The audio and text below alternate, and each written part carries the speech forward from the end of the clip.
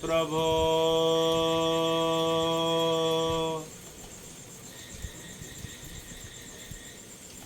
हे सूत जी महाराज,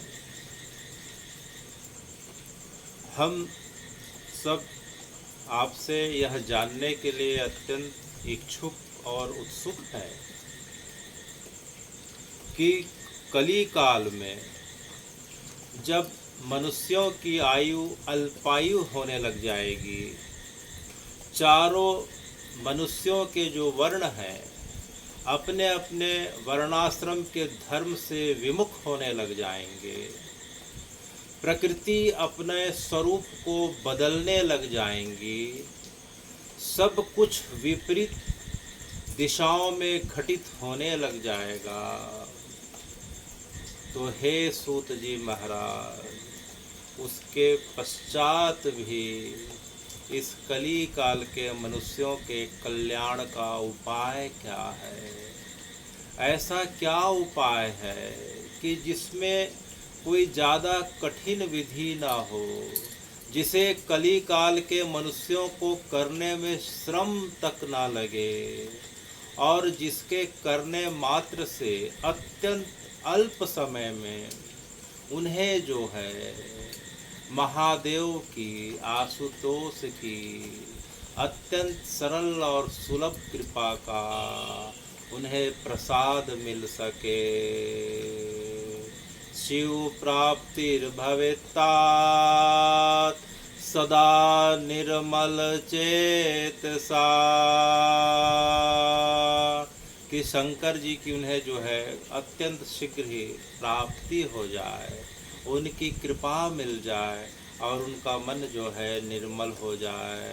तो हे सूत जी महाराज, कृपया करके हमें जो है इसके बारे में कुछ बताएं कि कली काल के जीवों के लिए अत्यंत सरल उपाय क्या है।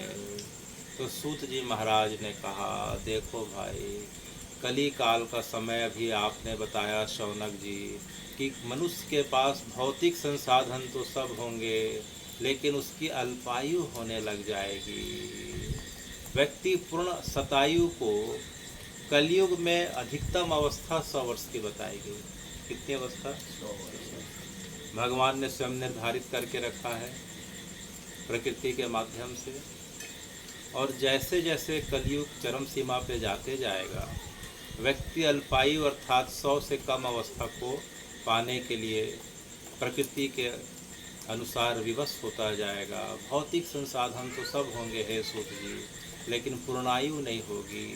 शरीर जो है शारीरिक या मानसिक बीमारियों का धीरे धीरे घर होता जाएगा, चाहे पर्यावरण के प्रदूषित होने की वजह से, जलवायु, खान पान सबके प्रदूषित होने की वजह से, शारीरिक श्रम के अभाव में, मानसिक तनाव के कारण और अत्यधिक आकांक्षा और लोभ, प्रतिस्पर्धा, ईर्ष्या, जलन के कारण, ये सब प्रमुख कारण होंगे जो व्यक्ति के अल्पायु होने के कारण होंगे। तो हे सूत जी महाराज, कलयुग में अधिकतम अवस्था 100 वर्ष की बताई गई है। कलयुग जब चरम सीमा को पहुंचते जाएगा तो हमने सुना कि व्यक्ति की अधिकतम अवस्था 8 वर्ष से 20 वर्ष की हो जाएगी। तो इस अल्पायु के रहते हुए भी कोई व्यक्ति महादेव की कृपा कैसे प्राप्त कर सकता है? कृपया करके हमें इसके बारे में बताएं। तो शौनक जी के साथ में जो बाकी ऋषि थे उन्हें सुन के बड़ा आश्चर्य हुआ कि महाराज जो है कलयुग में अवस्था 100 वर्ष की हो जाएगी। बोले हाँ, क्योंकि भगवान ने युग के हिसाब से आयु की जो है सीमा निर्धारित करके रखी है। कलयुग में 100 वर्ष की अवस्था बताई गई है। इसके पहले द्वापर था, उस समय जो है अधिकतम अवस्था 1000 वर्ष की बताई गई है। इसके पहले त्रेता था, उसमें जो है अधिकतम अवस्था जो है 10,000 वर्ष की बताई गई है। और सतयुग में अधिकतम आयु जो है 1 लाख या ऋषि मुनियों के लिए उससे भी ज़्यादा की बताई गई है। तो इस प्रकार से चारों युगों का जो है आयु का निर्धारण अलग अलग होता है। चारों युगों में जो है मनुष्यों की प्रकृति अलग अलग होती है, खान पान, पहनावा सब कुछ अलग अलग होता है। तो उसी क्रम में भी हमने सुना है कि कलयुग में अधिकतम अवस्था 100 वर्ष की होगी, और जैसे जैसे कलयुग बढ़ते जाएगा व्यक्ति जो है 100 वर्ष को छोड़ता छोड़ता अब अल्पायु को प्राप्त होने लग जाएगा। तो उसका कारण भी हमने सुना। तो हे सूत जी महाराज, तो इस घोर कलयुग के आने पे व्यक्ति जो है, जो संसार के सभी तापों से गिरा होगा, उसके मुक्ति का और उसके ऊपर भगवान की प्राप्ति का उपाय क्या है।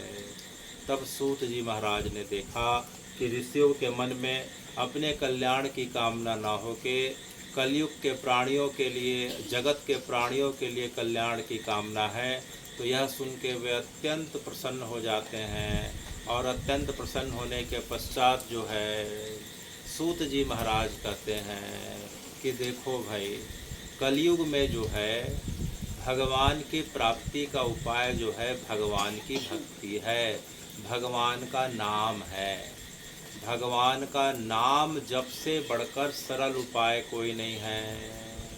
तो हे सूत जी महाराज, भगवान का नाम जो है किस प्रकार से लिया जाए कि नाम का प्रभाव व्यक्ति के अंदर जो है दिखने लग जाए, और उस नाम के प्रभाव से जो है भगवान की कृपा जो है अत्यंत शीघ्र हो जाए।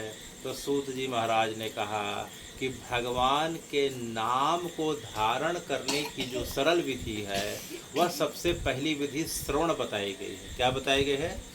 श्रवण। श्रवण का अर्थात है सुनना। भक्ति का प्रारंभ जो है या प्रादुर्भाव जो है या भक्ति पाने की पहली सीढ़ी क्या है? श्रवण। इसलिए भक्ति को क्या कहा गया है? श्रवण को क्या कहा गया है? पहली सीढ़ी कहा गया है। जब तक श्रवण के माध्यम से भगवान की लीला, कथा या नाम स्वरूप या धाम का स्वरूप हमारे अंदर प्रकाशित नहीं होता है, तब तक हम भक्ति मार्ग में आगे नहीं बढ़ पाते हैं। इसलिए पहली भक्ति क्या बताई गई? श्रवण बताई गई। प्रथम भक्ति संतन कर संगा। इसका मतलब क्या है कि जो श्रवण जो है हमें कहाँ मिलता है?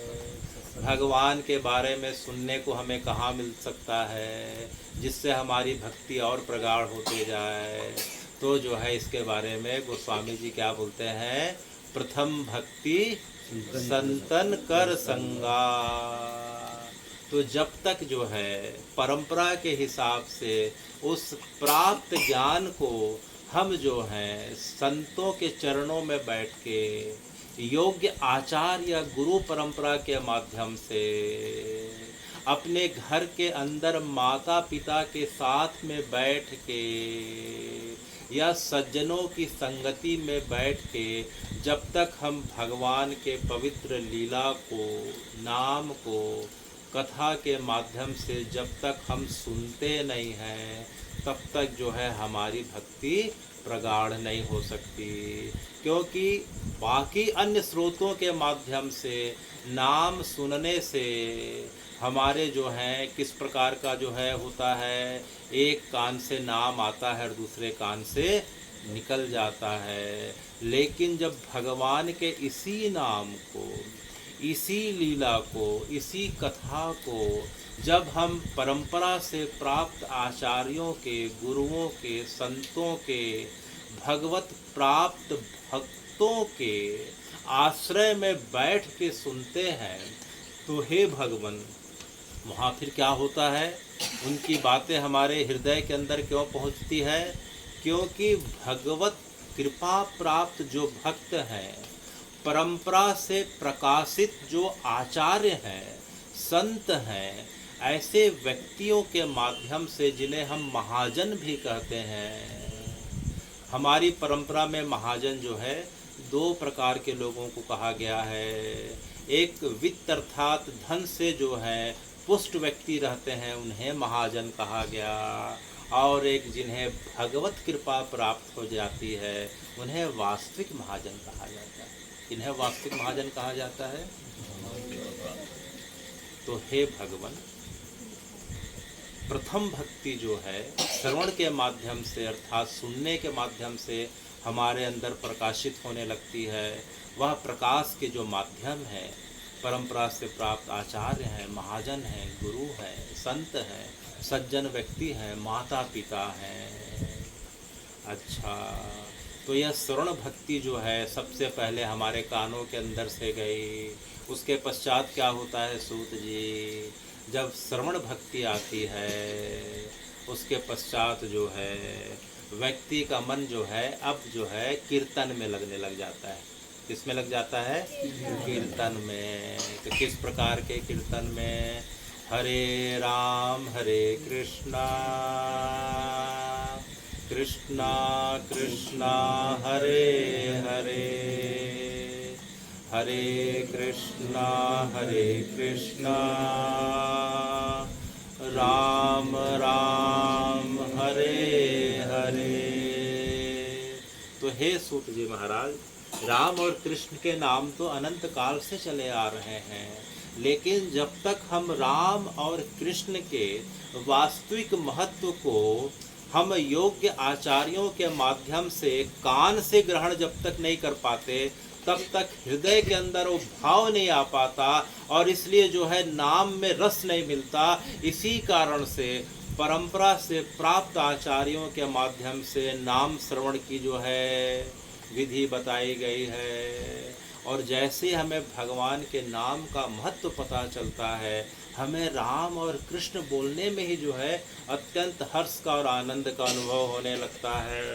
तो उसके कारण जो है श्रवण भक्ति के कारण अब जो है कीर्तन में मजा आने लगता है। कीर्तन अर्थात पहले सुनने से हृदय में रस उत्पन्न हुआ। रस जो है एक एक जो है हृदय की रक्तवाहिनी के माध्यम से शरीर की कोशिकाओं में चला गया। एक एक कोशिकाओं में राम कृष्ण भगवती महादेव का नाम इस प्रकार से भरने लगा। और उसके पश्चात क्या होता है कि जिस प्रकार से समुद्र में लहरें इस प्रकार से आती है और लहरें इस प्रकार से किनारे को छोड़ के उद्दात ऊपर से उठते हुए किनारे को छोड़ के आगे चले जाती हैं, उसी प्रकार से हे सूत जी जैसे जैसे श्रवण भक्ति अंदर बढ़ने लगती है, व्यक्ति अब संसार के जो है लाज और संकोच को छोड़ के अब उसके अंदर कीर्तन का भाव आने लग जाता है और वह बड़े प्रेम से जो है उच्च स्वर में भगवान के नाम का उच्चारण करने लगता है। ओम नमः शिवाय, ओम नमः शिवाय, ओम नमः शिवाय, ओम नमः शिवाय, ओम नमः शिवाय, ओम नमः शिवाय। तो हे सूत जी महाराज, पहली जो है श्रवण भक्ति, उसके बाद कीर्तन कि भगवान का जो नाम जो है लेने में व्यक्ति जो है कीर्तन किस प्रकार से किया जाए, कीर्तन के कितने स्वरूप होते हैं। सूत जी से शौनक जी ने पूछा कि महाराज जो है कीर्तन क्या होता है, कीर्तन के कितने स्वरूप होते हैं, कीर्तन किस प्रकार से कर सकते हैं। तो सूत जी महाराज ने कहा कि जो है कीर्तन दो प्रकार से होते हैं। एक वेद मंत्रों के माध्यम से हम भगवान के पवित्र नामों का जो है जोर जोर से उच्चारण करें, जैसे ऋग्वेद, यजुर्वेद, इनसे जो प्राप्त जो मंत्र हैं जिन्हें हम जो है मंत्र कहते हैं, उनका जब हम उच्चारण करें, उस उच्चारण में जो है व्याकरण का ज्ञान होना चाहिए, कहाँ हलंत विसर्ग लगाना है, कहाँ ऊपर और नीचे लय को आरोह और अवरोह के माध्यम से उतारना है, इसका ज्ञान होना चाहिए। तो ये है मंत्र के माध्यम से भगवान की जो है स्तुति करना।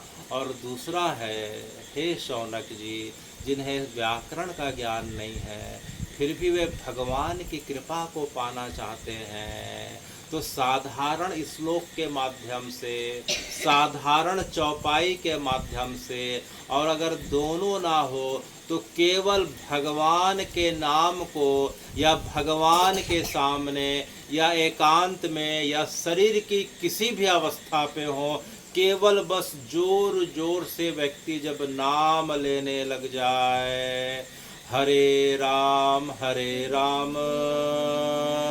राम राम हरे हरे, हरे कृष्ण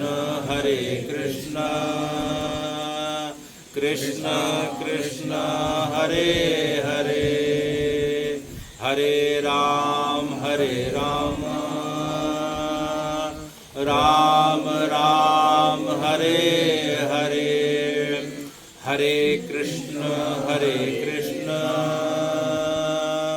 कृष्ण कृष्ण हरे हरे।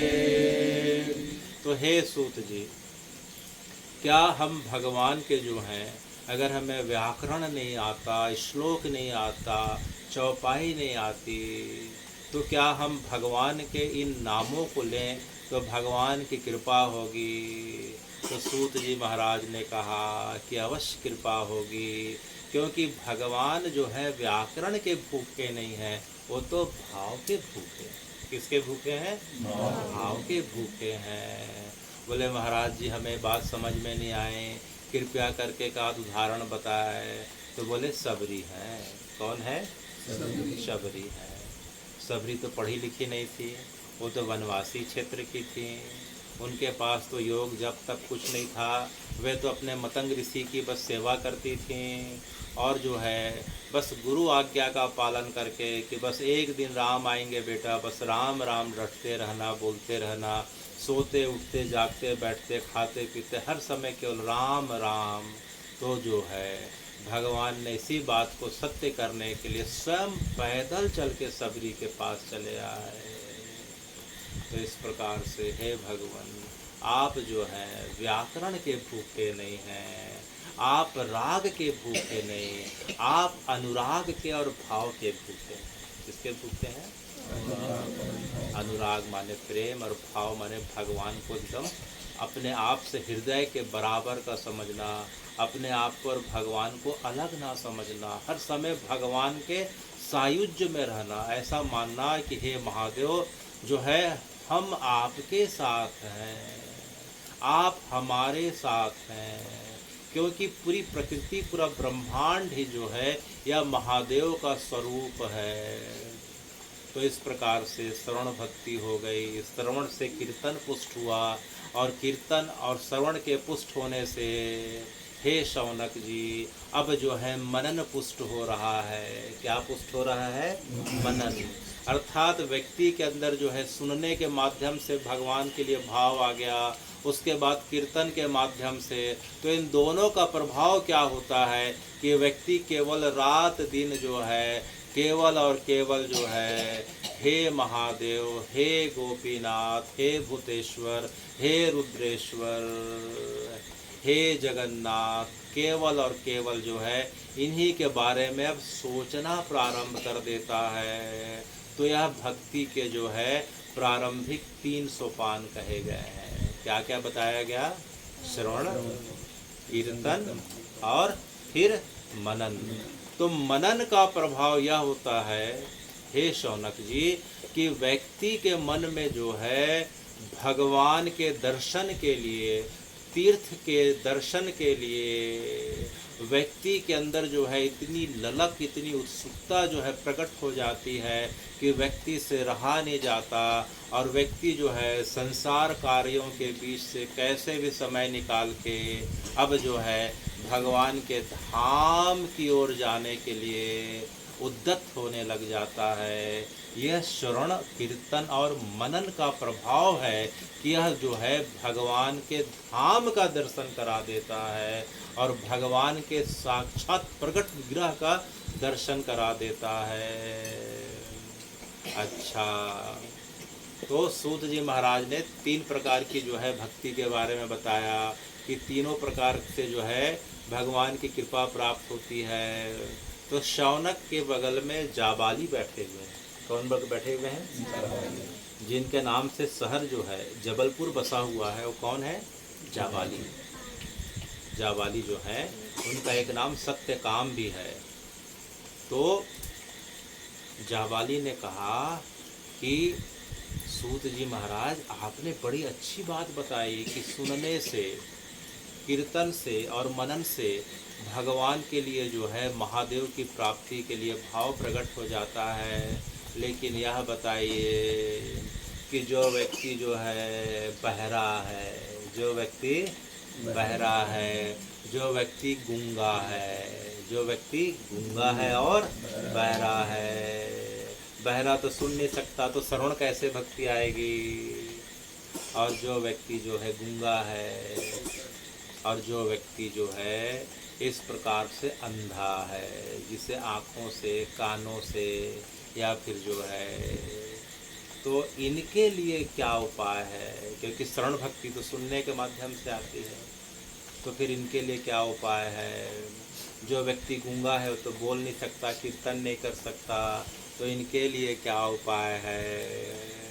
तो यह सुन के जो है अब सूत जी महाराज अत्यंत प्रसन्न हो रहे हैं। क्यों प्रसन्न हो रहे हैं? क्योंकि वहाँ उनकी सभा में 88,000 जो बैठे हैं, उनमें किसी प्रकार से यह बात नहीं है कि जिसको सुनाई ना दे रहा हो, दिखाई ना दे रहा हो, बोल ना सके। तो सूत जी महाराज को समझ में आ गया कि ऐसे जो है मनुष्यों की बात कर रहे हैं कि जिनके अंदर यह दिव्यांगता है, कि अर्थात जो है सुन नहीं पा रहे हैं, प्रारब्ध के हिसाब से बोल नहीं पा रहे हैं, देख नहीं पा रहे हैं, ये जो है उनके लिए प्रश्न कर रहे हैं कि उनके ऊपर भी भगवान की कैसी कृपा हो जाए। तब सूत जी ने अत्यंत प्रसन्न भाव से महादेव का स्मरण किया कि महादेव जो है अब आप ही कृपा करें। तब जो है फिर क्या होता है, सूत जी के अंदर एक प्रकाश आता है। वह प्रकाश वाणी के माध्यम से अब प्रकट हो रहा कि जिनके अंदर जो है श्रवण अर्थात जो है सुनने की क्षमता नहीं है, जिनके अंदर बोलने की क्षमता नहीं है, तो हे शौनक जी, हे जावाली, उन्हें कुछ नहीं करना चाहिए। तो फिर क्या करना चाहिए? बस जो है आस पास के किसी भी ज्योतिर्लिंग वाली जगह पे, जिस जगह पे भगवान का ज्योतिर्लिंग महादेव शंभु के रूप में प्रकट हुआ हो या प्रकट नहीं भी हुआ हो, तो स्वयं हाथ से स्थापित किया हो, और हाथ से भी स्थापित अगर नहीं किया हो तो हे भगवान, केवल और केवल जो है, जो व्यक्ति जिस स्थिति पे है, बस वह उसी जगह पे केवल 3 बार हे महादेव, हे महादेव और हे महादेव का अगर कोई उच्चारण कर लेता है तो महादेव की ऐसे व्यक्ति पे कृपा हो जाती है। उसके लिए श्रवण भक्ति की आवश्यकता नहीं, केवल जो है महादेव का 3 बार नाम ले ले, या तो जिस जगह पे ज्योतिर्लिंग है, या जिस जगह पे जो है भगवान की जो है इस प्रकार से लिंग स्वरूप में पूजा की जा रही है, या फिर जो है कुछ भी नहीं है, तो अपने घर पे जहाँ पे बैठा है केवल भगवान को 1 बार 3 बार बस बोल दे, हे महादेव, हे महादेव और हे महादेव। अच्छा, तो हे सूत जी, जिसके पास जो है बोलने की क्षमता नहीं है वह कैसे बोल सकता है। अभी तो आपने बताया कि जिसके पास सुनने की क्षमता नहीं है।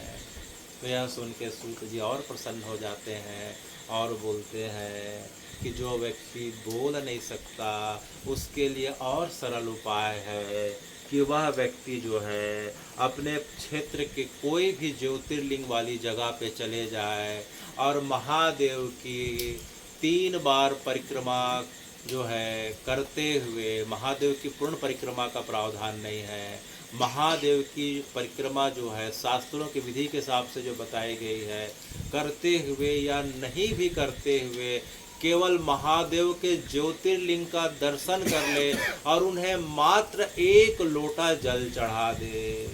कितना लोटा? 1 लोटा जल चढ़ा दे।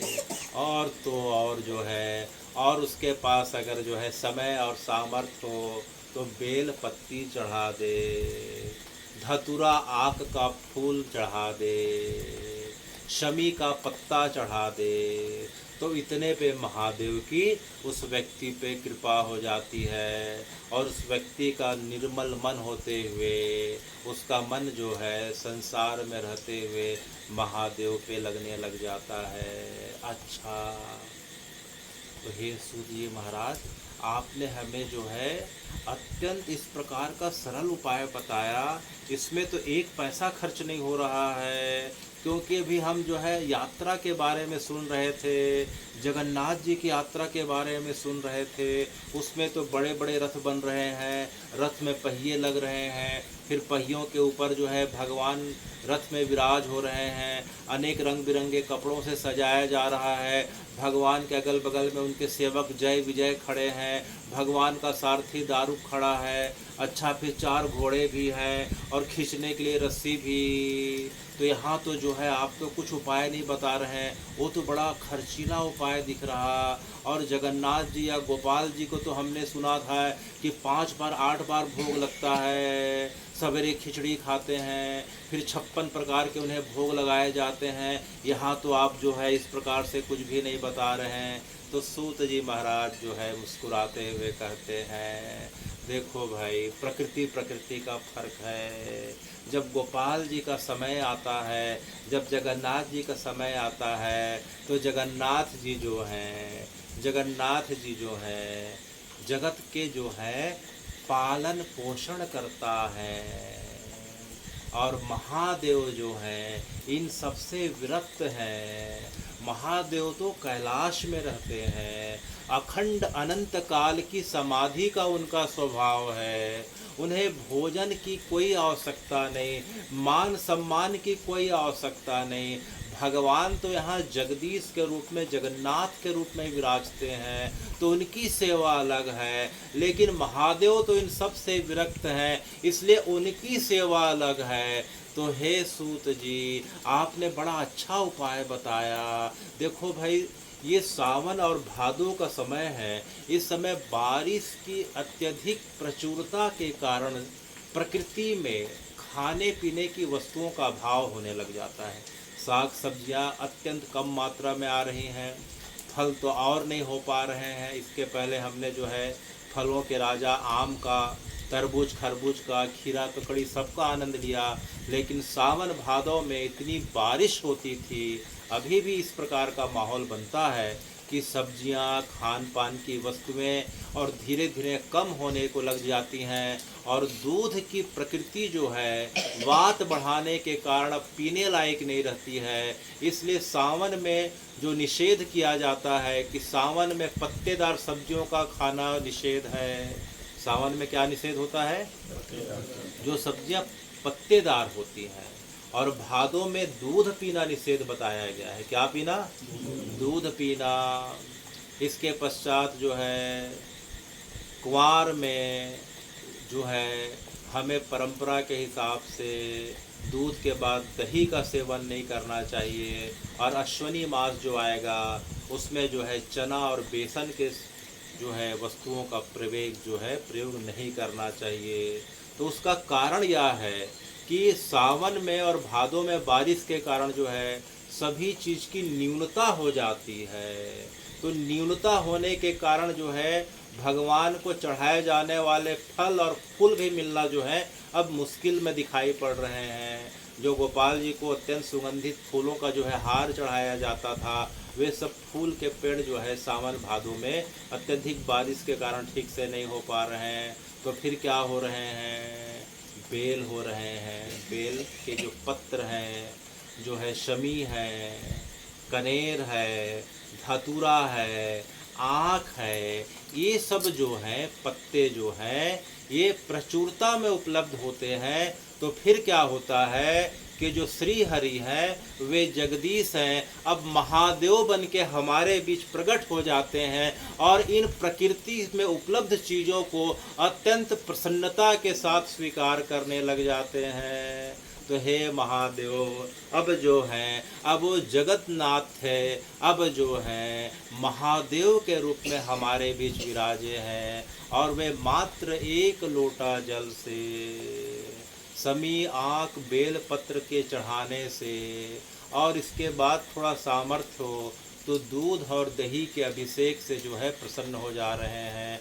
क्योंकि अब सावन भादों में दूध और दही का प्रयोग मनुष्यों के लिए अब धीरे धीरे वर्जित किया जाता है स्वास्थ्य की दृष्टि से। क्योंकि दूध और दही जो है अब वात को बढ़ाने वाली हो रही है। तो यह फेंकाए ना, यह व्यर्थ ना चला जाए। इसलिए अब इसे किसे अर्पित किया जा रहा है? महादेव को अर्पित किया जा रहा है। तो हे महादेव, जो व्यक्ति आपकी, जिसकी श्रवण रंध्र अर्थात कान से सुनाई नहीं देता, उसके लिए आपने क्या उपाय बताया? आपने यह बताया कि महादेव के सामने जाके केवल महादेव महादेव 3 बार उच्चारण कर ले। और जो व्यक्ति जिसे जो है बोलने की कठिनाई है, वह भगवान के ज्योतिर्लिंग के स्वरूप जाके वह उन्हें 1 लोटा जल चढ़ा दे, और साथ में समय और सामर्थ्य है तो और क्या क्या अर्पित कर दे। और इस प्रकार से करने से हे भगवान, आप जो है उस व्यक्ति पे अत्यंत प्रसन्न हो जाते हैं।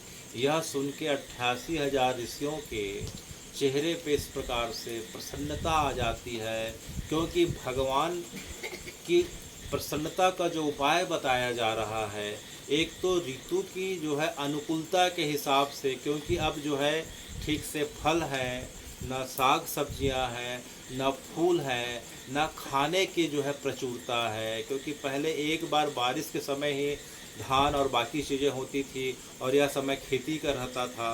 तो बाकी चीज़ों की जो है न्यूनता के कारण अब भगवान अब महादेव के रूप में विराजे हैं, और अत्यंत अल्प मात्रा में चीज़ों के सेवन और उन्हें अर्पित करने से महादेव की कृपा प्राप्त हो जा रही है।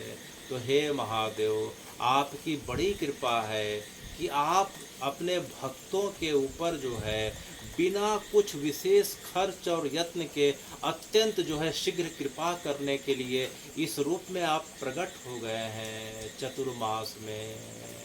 अच्छा, तो हे सूत जी महाराज, आपने हमें महादेव के इस प्रकार से स्वरूप के बारे में बताया। तो यह महादेव का जो है यह ज्योतिर्स्वरूप क्या होता है, जिसे हम लिंग स्वरूप भी कहते हैं। तो सूत जी महाराज ने कहा कि महादेव का जो मूल स्वरूप है, भगवान का जो मूल स्वरूप है, वह निर्गुण निराकार का स्वरूप है। वह पूरे जगत में, पूरे ब्रह्मांड में समाया हुआ है। उसे हम जो है ज्योति स्वरूप, अग्नि स्वरूप, स्तंभ स्वरूप या फिर लिंग स्वरूप कहते हैं। क्या क्या स्वरूप कहते हैं?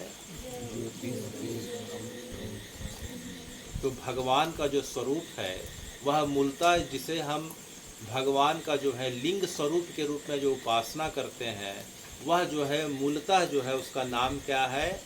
अग्नि स्तंभ। क्या नाम है? अग्नि स्तंभ। अग्नि स्तंभ जो है भगवान का मूल स्वरूप है। अग्नि स्तंभ, ज्योतिर्स्तंभ, और फिर धीरे धीरे यह जो है ज्योतिर्लिंग के रूप में यह प्रचलन में आ गया। लिंग का अर्थ होता है प्रतीक। भगवान शंकर के निर्गुण निराकार का प्रतीक जो है वह उनका लिंग स्वरूप है। लिंग का अर्थात होता है प्रतीक। तो हे भगवान, केवल महादेव के जो है निर्गुण निराकार का स्वरूप जो है ज्योतिर्लिंग के रूप में है, कि जो है जगन्नाथ जी के भी जो है निर्गुण निराकार का स्वरूप जो है जगत में मिलता है। तो सूत जी महाराज और प्रसन्न हो जाते हैं और बोले, देखो भाई, पहला बात कि जो है हरि और हर में कोई अंतर नहीं है। हरि और हर में कोई अंतर नहीं है। जिस प्रकार से ऋतु के अनुकूलता के हिसाब से, प्रत्येक व्यक्ति के प्रकृति और भाव के हिसाब से भगवान जो है अपने आप को कभी हरि के रूप में अर्थात जो है जगन्नाथ जी के रूप में, कभी हर के रूप में अर्थात विश्वनाथ के रूप में, महादेव के रूप में प्रकट कर लेते हैं। उसी प्रकार से उनका जो है निर्गुण निराकार स्वरूप भी दोनों जो है इस प्रकार से जगत में मान्य है। अच्छा, तो हे भगवान, अभी तक हमने विश्वनाथ जी के, महादेव जी के लिंग स्वरूप के बारे में सुना था। जगन्नाथ जी का निर्गुण निराकार स्वरूप क्या है? जगन्नाथ जी का अर्थात विष्णु जी का निर्गुण निराकार स्वरूप क्या है? क्योंकि अभी तक हमने तो विष्णु जी के बाकी स्वरूपों के बारे में सुना है कि जो है विष्णु जी हैं वही राम बन के आते हैं, वही कृष्ण बन के आते हैं, वही अभी जगन्नाथ जी के रूप में है। हमने इतनी कथा सुनी, तो उनका निर्गुण निराकार स्वरूप क्या है? तो सूत जी महाराज ने कहा, देखो भाई, यहाँ जितने लोग बैठे हैं वह जगन्नाथ जी के अर्थात श्री हरि के निर्गुण स्वरूप का जो है दर्शन जो है प्रत्येक व्यक्ति अपने घर में कर रहा है। अच्छा, जगन्नाथ जी का निर्गुण स्वरूप हमारे घर में है? बोले सबके घर में है। और जो मूल स्वरूप जहाँ से प्रकट होता है उस जगह का दर्शन जो है श्री बिहारी दादा जी कर चुके हैं। यह सुन के सबकी उत्सुकता बढ़ने लग गई कि जगन्नाथ जी के, गोपाल जी के निर्गुण निराकार स्वरूप का जो है कहाँ दर्शन हमारे घर में हो रहा है और किस जगह से प्राप्त होता है। तब जो है सूत जी महाराज ने कहा कि जिस प्रकार से महादेव का निर्गुण निराकार स्वरूप जो है, यह ज्योतिर्लिंग अर्थात जो शिवलिंग है, जो मंदिर के बगल में जो शिवलिंग है, वह महादेव का क्या है? निर्गुण निराकार स्वरूप का जो है प्रतीक है। क्या है? प्रतीक है। और परंपरा के हिसाब से जो है यह निर्गुण निराकार स्वरूप भगवान जो है कहाँ प्रकट करके रखते हैं? सबसे ज़्यादा 12 ज्योतिर्लिंगों के अलावा जो है जगत में सबसे ज़्यादा जो है कहाँ प्रकट करके रखते हैं? नर्मदा जी में। कहाँ? नर्मदा जी का उद्गम स्थान जो है अमरकंटक है, और नर्मदा जी वहाँ से 1200 किलोमीटर की यात्रा करते हुए खंभात की खाड़ी गुजरात में जाके अरब सागर में मिलती हैं। तो इसी क्रम में जब आगे बढ़ते बढ़ते हम जो मध्य प्रदेश में जब जाते हैं, तो मध्य प्रदेश में ओंकारेश्वर नाम की जगह है, और ओंकारेश्वर के पास एक जगह पड़ता है, एक गांव पड़ता है। उस गांव का, उस जगह का नाम है बकावन। क्या नाम है? बकावन कहते हैं। बकावन में जो है नर्मदा जी के अंदर जो पत्थर हैं और जो कंकड़ हैं वे साक्षात शिव रूप कहे गए हैं, साक्षात जो है लिंग स्वरूप कहे गए हैं, साक्षात ज्योतिर स्वरूप कहे गए हैं। इसलिए नर्मदा जी का प्रत्येक कंकर जो है शंकर कहा जाता है।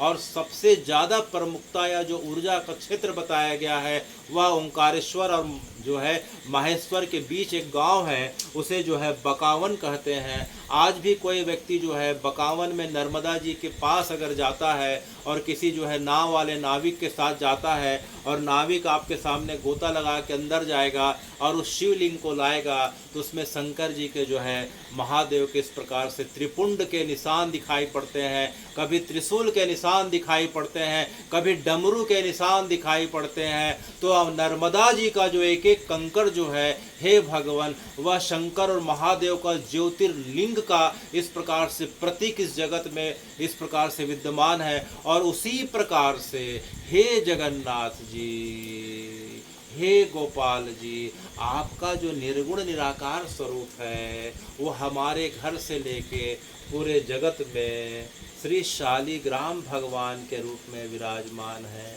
किस रूप में? शालिग्राम। तो जो शालिग्राम भगवान है वह हरि का अर्थात विष्णु जी का, अर्थात जगन्नाथ जी का, अर्थात राम जी का, अर्थात श्री कृष्ण का जो है निर्गुण निराकार स्वरूप का प्रतीक है। और शालिग्राम जो है, मूल शालिग्राम कहाँ पाए जाते हैं? नेपाल के पास कौन सी नदी में? गंडकी नदी में। और उसी गंडकी नदी से शालिग्राम की शिला लाके अयोध्या जी में जो है रामलला की अब जो है विग्रह की स्थापना होने वाली है मकर संक्रांति के समय। तो हे भगवान, हरि और हर के जो है हमने जो है निर्गुण निराकार ज्योतिर स्वरूप के बारे में सुना। हरि का निर्गुण निराकार स्वरूप श्री शालिग्राम कहलाता है, और हर का निर्गुण निराकार स्वरूप जो है लिंग स्वरूप कहलाता है। अच्छा, तो हे भगवान, तो भगवान के आपने जो है लिंग स्वरूप के बारे में बताया, तो इस धरती पे कितना जो है ज्योतिर्लिंग स्थापित हैं? कितने स्थापित हैं? 12 ज्योतिर्लिंग। तो हे सूत जी महाराज, हमें 12 ज्योतिर्लिंगों का नाम स्मरण कराइए और उसमें एक आध की कथा बताइए। तो सूत जी महाराज अत्यंत प्रसन्न हो जाते हैं। भगवान कृपा करने के लिए अपने आप को 12 भागों में विभक्त कर लिए और ये 12 जो है ज्योतिर्लिंग अर्थात ऊर्जा के क्षेत्र कहलाने लग गए। उसमें जो है पहला सौराष्ट्रे सोमनाथे च, सौराष्ट्रे सोमनाथे च, श्रीशैले मल्लिकार्जुनम, श्रीशैले मल्लिकार्जुनम, सौराष्ट्रे सोमनाथे च, सौराष्ट्रे सोमनाथे च, श्रीशैले मल्लिकार्जुनम, श्रीशैले मल्लिकार्जुनम, उज्जैन्यां महाकालम, उज्जैन्यां महाकालम, ओंकारे ममलेश्वरम, ओंकारे ममलेश्वरम, उज्जैन्यां महाकालम, उज्जैन्यां महाकालम, ओंकारे ममलेश्वरम, ओंकारे ममलेश्वरम, परिल्यां वैद्यनाथं च, परिण्यां वैद्यनाथं च, डाकिन्यां भीमाशंकरम्, डाकिन्यां भीमाशंकरं, परिल्यां वैद्यनाथं च, परिण्यां वैद्यनाथं च, डाकिन्यां भीमाशंकरम्, डाकिन्यां भीमाशंकरं, सेतुबन्धे तु रामेशं, सेतुबन्धे तु रामेशं, नागेशं दारुकावने, नागेशं दारुकावने, सेतुबन्धे तु रामेशं, सेतुबन्धे तु रामेशं, नागेशं दारुकावने, नागेशं दारुकावने, वाराणस्यां तु विश्वेशं, वाराणस्यां तु विश्वेशं, त्र्यम्बकं गौतमी तटे, त्र्यम्बकं गौतमी तटे, वाराणस्यां तु विश्वेशं, वाराणस्यां तु विश्वेशं, त्र्यम्बकं गौतमी तटे, त्र्यम्बकं गौतमी तटे, हिमालय तु केदारे, हिमालयं तु केदारे, कुस्मेशां च शिवालया, भुस्मेशां च हिमालय तु केदारे, हिमालये तु केदारे, कुस्मेशां च शिवालया। भुस्मेशां च शिवालया। तो इस प्रकार से जो है 12 ज्योतिर्लिंग इस पृथ्वी पे स्थापित हैं, जो महादेव के निर्गुण निराकार स्वरूप के प्रतीक हैं और अनन्य ऊर्जा के स्रोत हैं। अच्छा, तो हे भगवान, इन ज्योतिर्लिंगों में पहला स्थान किसका बताया गया है? श्री सोमनाथ जी। किसका? तो हे भगवान, ये सोमनाथ जी कहाँ हैं और इनके जो है प्रादुर्भाव की क्या कथा है? तो सोमनाथ भारत का राज्य है गुजरात, और गुजरात का जो है काठियावाड़, कौन सा है? काठियावाड़ नाम का क्षेत्र है। वहाँ पश्चिमी अरब सागर के तट पे जो महादेव का ज्योतिर्लिंग स्थापित है उसे हम श्री सोमनाथ कहते हैं। क्या कहते हैं? सोमनाथ कहते हैं। और उस क्षेत्र का एक नाम और है, उसे हम सौराष्ट्र भी कहते हैं। क्या कहते हैं? गुजरात, काठियावाड़, सौराष्ट्र। गुजरात, काठियावाड़, सौराष्ट्र, और सौराष्ट्र के पश्चात जो है प्रभास क्षेत्र, और प्रभास क्षेत्र के अंतर्गत सोमनाथ आते हैं। तो हे भगवान, इस प्रकार से गुजरात राज्य के काठियावाड़ में जो सौराष्ट्र है वहाँ सोमनाथ भगवान का ज्योतिर्लिंग स्थापित है, और परंपरा के हिसाब से ज्योतिर्लिंगों में प्रथम स्थान उसे बताया गया है। तो सोमनाथ जी को प्रथम स्थान क्यों दिया गया? 12 ज्योतिर्लिंगों में श्री सोमनाथ जी को प्रथम ज्योतिर्लिंग क्यों दिया गया स्थान? उसका कारण सबसे पहले हम कथा सुने, उसके पश्चात जो है उसका कारण जानने का प्रयास करेंगे। क्योंकि सनातन की परंपरा में जो है जितना अध्यात्म छुपा है, जितनी भक्ति छुपी है, उतना विज्ञान भी छुपा है। तो हे सूत जी, तो एक बार क्या हुआ कि दक्ष प्रजापति, सतयुग की बात है, कि जो है पृथ्वी के जो राजा हुआ करते थे वे राजा दक्ष हुआ करते थे। राजा दक्ष की जो है दो पत्नियां थीं, एक थी प्रसूति और एक थी आसिनी। तो दोनों से मिला के उनकी 84 कन्या हुई। तो आसिनी से उनकी 60 कन्या हुई। कितनी हुई? 60 कन्या। आसिनी को जो है वारिणी भी कहते हैं, पंचजन्या भी कहते हैं। तो उनकी 60 कन्या हुई। तो 60 कन्याओं में से जो है उन्होंने 27 जो है अपनी कन्याओं का विवाह चंद्रमा से करा दिया। किससे करा दिया? चंद्रमा से। तो उनकी जो है चंद्रमा की कितनी पत्नियां हो गई? 27 पत्नियां। ये 27 पत्नियां अंतरिक्ष में जो है चंद्रमा की जो है 27 नक्षत्र के रूप में आज भी विद्यमान है। अगर जो है सनातन का कैलेंडर अगर कोई जो है अगर देखे तो उसे जो है 27 जो है इस प्रकार से नक्षत्रों के नाम जो है देखने को मिल जाएंगे।